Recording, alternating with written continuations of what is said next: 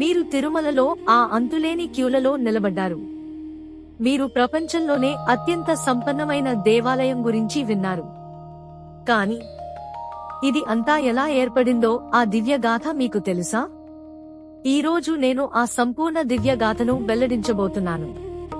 ఇది అంత అద్భుతమైన కథ ఎందుకంటే ఇది బ్రహ్మాండ స్థాయిలో జరిగిన వేరుపొరటాన్ని మీ వ్యక్తిగత ప్రార్థనలతో కలిపేస్తుంది. ఆ బ్రహ్మాండ రుణం గురించి ఒక ట్విస్ట్ ఉంది. అది మీను ఆశ్చర్యపరుచుతుంది. మనం ప్రారంభించే ముందు మీరు సబ్స్క్రైబ్ చేయండి, ఎందుకంటే మీరు వినబోయేది నేరుగా వరాహ పురాణం మరియు భవిష్యత్తర పురాణం నుండి వస్తోంది. ఇది పురాణ కథ కాదు, కోట్లాది మందికి ఇది బ్రతికే సత్యం. మన కథ అతి అనూహ్యమైన చోట ప్రారంభం అవుతుంది. భూమిపై కాదు, మన బ్రహ్మాండంలో కూడా కాదు, ఇది వైకుంఠంలో ప్రారంభం అవుతుంది.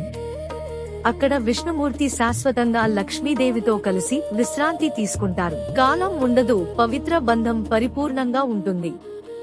ఎప్పుడూ ఏది తప్పు జరగదు. కాని ఒకరోజు అన్ని ఛిద్రమయ్యాయి. అది ఒక సాధారణ పరీక్షతో మొదలైంది. ఆ పరీక్ష బ్రహ్మాండ దంపతులను విడదీసి మానవాని విధిని శాశ్వతంగా మార్చేసింది. ఒక ఋషి కోపం ప్రపంచంలోనే అత్యంత సంపన్నమైన దేవాలయానికి దారి తీస్తుందని ఎవరు ఊహించగలిగారు? కాని ఆగండి, నిజమైన షాక్ అంటే ఆ ఋషి దేవుడికి ఏం చేశాడో తెలుసుకున్నప్పుడు వస్తుంది. ఇది ఊహించండి. బ్రహ్మసుల్లో ఒకరైన భృగు మహర్షి దేవతల నుండి అసాధ్యమైన ఒక పని అందుకున్నారు. త్రిమూర్తుల్లో ఎవరు గొప్పవారో తెలుసుకోవాలి. బ్రహ్మ, విష్ణు లేదా శివ.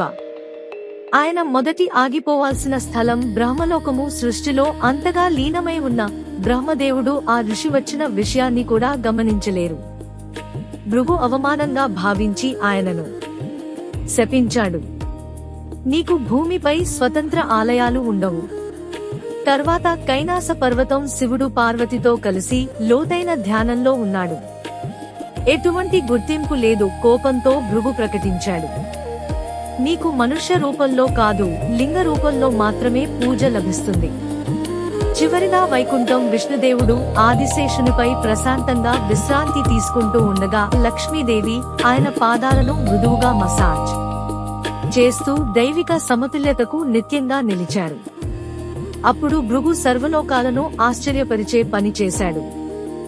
అతను విష్ణుదేవుని ఛాతిపై అంటే లక్ష్మీ శాశ్వతంగా నివసించే వక్షస్థలంపై కాలితో తన్నాడు. తర్వాత జరిగినది సృష్టి చరిత్రను మార్చేసింది. దేవుని ప్రతిస్పందన మీ హృదయాన్ని తుడిచేస్తుంది. కానీ తర్వాత జరిగిందే ఈ బ్రహ్మాండక సంక్షోభానికి కారణమైంది. కోపంతో కాకుండా విష్ణుదేవుడు తక్షణమే మృదువైన చిరునవ్వుతో లేచారు. ఆయన అన్నారు, ఓ మహర్షి, నా గట్టి ఛాతిని తన్నినందుకు నీ అమూల్యమైన పాదానికి ఏదైనా నొప్పి కలిగిందేమోనని ఆశిస్తున్నాను. దయచేసి నేను నీ పాదాన్ని మసాజ్ చేసి నొప్పిని తగ్గించనివ్వు. ఆయన ప్రేమతో భృగు పాదాన్ని మసాజ్ చేస్తూ వరాహ పురాణం చెప్పిన ప్రకారం రహస్యంగా ఒక బిందువును నొక్కి ఆ మహర్షి అహంకారాన్ని దర్వదృష్టిని కలిగించేశాడు. భృగు పూర్తిగా ముంచెత్తిపోయాడు. విష్ణువు అపారమైన సహనశీలత, దయ త్రిమూర్తుల్లో ఆయనే గొప్పవాడని నిరూపించాయి. కాని ఈ దృశ్యాన్ని మొత్తం చూస్తున్న ఇంకొకరు ఉన్నారు. విష్ణువు ప్రతి మృదువైన మాటతో ఆమె హృదయం విరిగిపోతుంది. ఆమె లక్ష్మీదేవి. ఆమెకు ఇవి కేవలం సహనంగా అనిపించలేదు, ఇవి విశ్వాసఘాతకంగా అనిపించింది. నేను నివసించే స్థలాన్ని ఎవరో తన్నినప్పుడు నువ్వు ఎలా సహించగలవు? వాళ్లకు క్షమాపణ చెప్పడం ఎలా నువ్వు చేయగలవు? నా నివాసాన్ని ఇంత అవమానించడాన్ని నువ్వు భరించగలిగితే ఇక నా ఉనికిని నువ్వు విలువ ఇవ్వడం లేదేమో. కొన్నిసార్లు దేవతల జంటలకు అపార్థాలు జరుగుతాయి. ఆ తర్వాత జరిగినది సర్వలోకాల్లో శాశ్వతంగా ప్రతిధ్వనించిపోతుంది. సంపదల దేవత స్వర్గాన్ని వదిలిపెడితే ఏమవుతుంది? దానికి సమాధానం మీను ఆశ్చర్యపరుచుతుంది. లక్ష్మి ఒక్క మాట కూడా చెప్పకుండా, వీర్కోను కూడా చెప్పకుండా వైకుంఠాన్ని వదిలిపోయింది. సంపద ఐశ్వర్యాల దేవత ఆ దివ్య లోకాన్ని పూర్తిగా విడిచిపెట్టింది. ఆమె తన ప్రియమైన వారి నుండి రక్షణ లభించలేదన్న గాయంతో భూమికి కొల్హాపూర్ ప్రాంతానికి వచ్చింది. అయితే విష్ణువు పద్మ పురాణంలో ఆయన బాధలు వర్ణించిన పదాలు దేవతలకే కన్నీళ్లు తెప్పించేలా ఉంటాయి. సర్వలోకాలను పోషించే ప్రభువు తన అనుమతి లేకుండా తన మనశ్శాంతిని పోషించలేకపోయాడు. ఎప్పుడూ వేరుపడటం అనుభవించని వాడే ఒక్కసారిగా ప్రతి మనిషి హృదయం తెలిసిన బాధను, తన పాణసికిని కొలిపోన వేదనను అనుభవించాలని ఊహించండి. అందుకే ఆయన కూడా వైకుంఠాన్ని వదిలాడు. సృష్టిని పోషించేవాడు తన విశ్వదాయిత్యాలను వదిలిపెట్టి తన ప్రియమైన వారిని వెతుకుతూ భూమికి వచ్చాడు. అతను వెంకటాద్రి అనే ప్రదేశానికి, అంటే నేటి తిరుమలకి వచ్చారు. కాని తన మహిమతో కూడిన గొప్ప విష్ణువుగా కాదు, అతను శ్రీనివాస అనే సాధారణ తపస్విగా వేషధారణలో వచ్చాడు. తిరుమలకి మీరు వచ్చేసారి ప్రధాన విగ్రహాన్ని జాగ్రత్తగా పరిశీలించండి.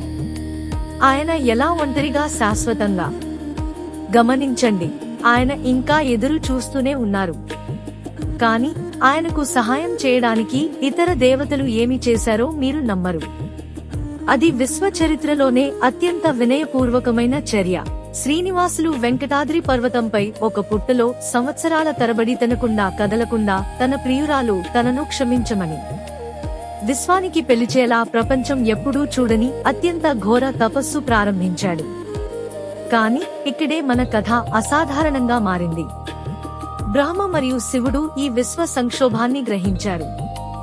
విష్ణువు తపస్సులోనే ఉంటే అల్లకల్లోలానికి లోనైన విశ్వాన్ని ఎవరు కాపాడుతారు? వారు ఒక యోచనను రూపొందించారు.